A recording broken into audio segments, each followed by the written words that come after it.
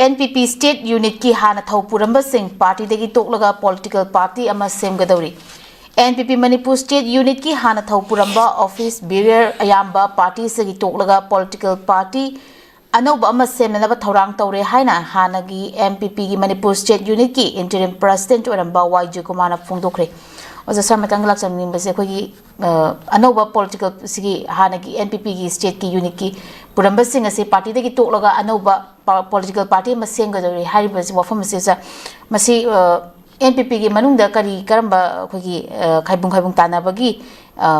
phibam oigadra oza sai mata ka maina yengbe oza masi akhoi so ai je akhoi ai pawmi amni ko adubo bogi aina yana thamja matam NPP ko nation people akhoi party jam sibne magi kai chawle kai hore hai bese mari ba akhoi manipur akhoi kalipak manipur gila shadi hogi bani ne se kana semge tera akhoi ki tera ge siri akhoi gi leijira akhoi gi ibom an ibungo do layu khre akhoi tera lai kai na ga hai ibom sa ai lambi an achim ma meming duri ibom sa hai ba mal ai ko mana akhoi gi si akhoi gi semgi ne ba akhoi gi manipur hari hogi bane ba adonga si di manipur gi semgi ba akhoi gi nation people party ha ba akhoi gi do wujik nation people party oi re lenga sasan to lai re ba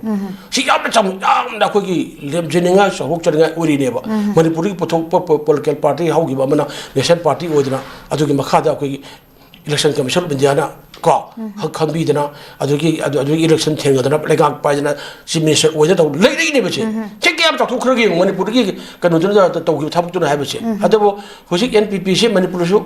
vote leptana hojik hai ba hanage oida deputy CM oida yamba hanage aku JSP oida Joy Kumar masamona gi president oi ko ado hojik moi adagi mo nation president khoi gi uiba konak sama meghala ge hujik khoi kanu na mo gi simis oidi ko moi party ki chana kang do leiranguni adu torumba leiranguni high command adu gi high command gi ngaktra chapadu iloi habisu haina hai gi bini tawroina high command adu tawrong phamu nu chalu tawina adu leiroina hai gi habini hujina high command don bak adu hokani adu tawni habisi gi lon bak sadare habini adu khoi na NPP gi khoi gi mo chana kang do te gi mayam jira khoi paru khang lu bodi leiti ko adu ragisu Semua tu nak koi rajdi waras dia koi kahini koi kadi nuai taba taning taba contoh contoh ada dok cun tahu ye aje haur eh apa ada roti NPP je Manipur tu fasan je mo MLA sika kota tahu tu si fasan papang kal lebih apa ada jadi lok thor eh ko lok NPP ge ada ge koi nation president ge si high command chana beli tiada hari haur se hana party degi yaun matha amat ida oi bami oi masuk koi ge sida hapcele ini percaya hapcele ada, hari semua apa, ada ambo berapa koi nation dia koi kan hapcele BP hapcele ada apa, adu nanti semua tahu tu nak koi political party segi mereka party segi political party mau orang koi baru sambitan, apa lebana, macam apa tak lagi ni, adu pun bak ngalon tu kajian kau tu nak koi sat kerja bani, adu koi na tugai mereka satu orang di aku hendak tolak ni apa,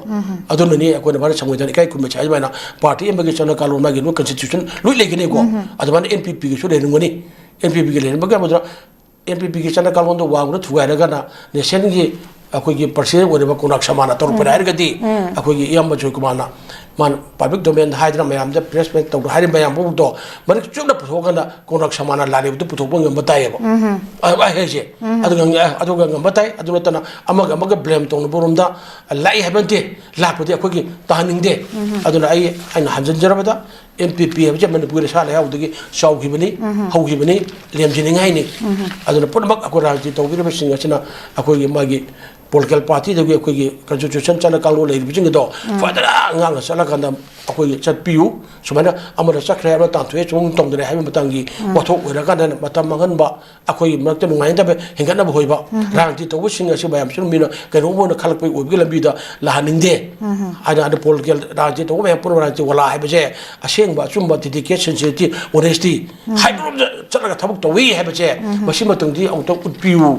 hai baca tham jagi